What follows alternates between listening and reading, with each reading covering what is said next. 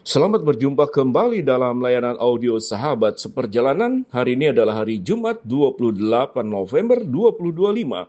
Tema renungan saat teduh kita dengan judul Menjalankan Tugas Kehidupan. Firman Tuhan terambil dalam 2 Timotius 1 ayat 11 sampai dengan ke-12. Untuk Injil inilah aku telah ditetapkan sebagai pemberita, sebagai rasul dan sebagai guru. Itulah sebabnya aku menderita semuanya ini.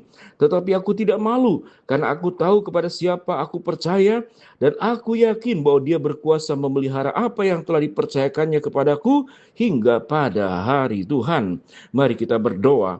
Bapa yang di dalam surga, kehidupan kami yang sekali kami sedang menjalankan tugas kehidupan yang diperintahkan dan dititipkan Tuhan kepada kami. Dalam nama Tuhan Yesus kami berdoa, amin. Shalom sahabat seperjalanan yang dikasihi Tuhan, menjalankan tugas kehidupan. Kalau kita boleh berkata, dari bangun pagi, berjuang sepanjang hari, sampai sore, sampai malam, sampai tidur kembali, kemudian dalam mimpi kita, apa yang kita pikirkan, apa yang kita mimpikan, dan di dalam bangun kita, apa yang kita jalankan. Kalau boleh kita mengatakan dan sepakat bahwa kita sedang menjalankan tugas kehidupan. Paulus memberikan sebuah perintah dan juga pandangan tentang bagaimana menjalankan tugas kehidupan sesuai dengan kebenaran firman Allah. Ayat 11 dikatakan, untuk Injil inilah aku telah ditetapkan sebagai pemberita, sebagai rasul dan sebagai guru. Ayat 11 menyatakan, itulah peranan daripada Paulus yang sudah diperintahkan oleh Allah, diamanatkan oleh Allah untuk menjalankan tugas kehidupannya. Perannya sebagai apa? Yaitu sebagai rasul, sebagai pemberita dan sebagai guru. Kata pemberita di sini kita memaknainya bahwa setelah Yesus naik ke surga, maka di sanalah gereja mula-mula bermula pemberitaan Injil kepada orang-orang yang bukan Yahudi dan kepada seluruh umat manusia di seluruh dunia. Dimulailah, maka pekerjaan sebagai pemberita Injil adalah menjadi pekerjaan yang paling utama di masa itu, karena Injil belum tersebar kepada seluruh muka bumi seperti yang dialami sekarang. Yang kedua, sebagai rasul. Kalau sebagai rasul kita memahami bahwa rasul itu adalah murid-murid Kristus yang lingkar awal, lingkar pertama. Sekalipun Paulus bukan dalam lingkar 12 rasul yang dipilih, tapi rasul di dalam lingkar yang berikutnya itu termasuk ke dalam bagiannya. Karena rasul punya fungsi menjalankan sepenuhnya sebagai murid Kristus, peranannya memberitakan tentang kerajaan Allah sebagaimana yang Kristus sampaikan. Kerajaan Allah sudah dekat, bertobatlah. Sebagai pemberita adalah memberitakan Injil. Kita mungkin tidak disebut sebagai rasul, tapi peranan kita adalah sebagai pemberita. Dan yang ketiga adalah sebagai guru. Guru artinya mengajar.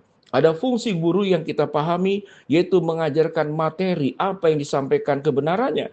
Dan guru tidak hanya membuat murid tahu, tetapi murid melakukan, murid menghidupi dari seluruh pengajaran-pengajaran yang sudah diberikan.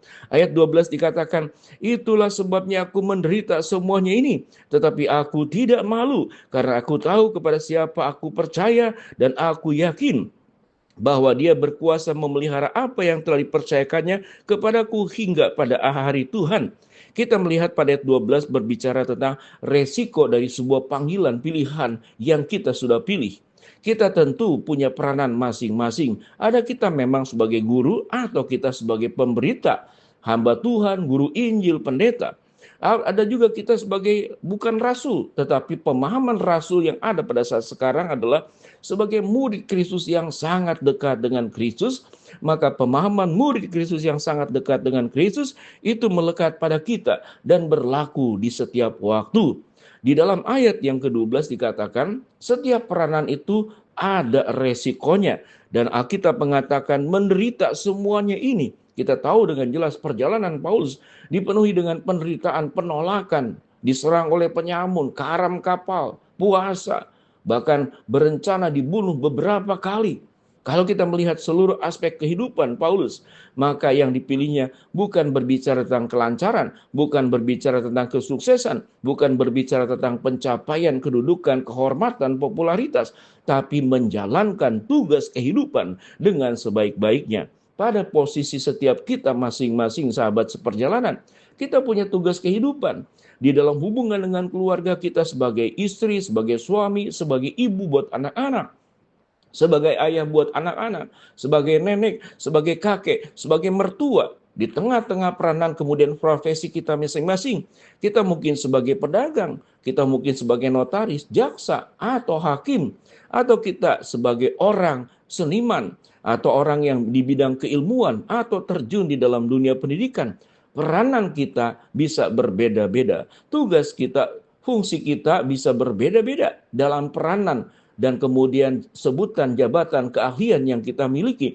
Tetapi punya tujuan yang sama, bahwa kita di dalam menjalankan seluruhnya, kita sedang menunaikan amanat tugas kehidupan yang harus kita jalankan, yang harus dilakukan dengan sebaik-baiknya. Mungkin kita sebagai akuntan, mungkin kita sebagai notaris, atau mungkin kita sebagai arsitek, atau arsitek sipil, atau arsitek interior, atau yang kita bergerak di bidang-bidang yang terbaru, di bagian teknik, di bagian desain, maka seluruh karunia yang kita boleh sebutkan ada pada diri kita harus dikembalikan buat kemuliaan Tuhan, bukan untuk kesombongan. Setiap kesuksesan kita harus kembalikan buat kemuliaan Tuhan. Setiap pencapaian kita harus kembalikan buat kemuliaan Tuhan.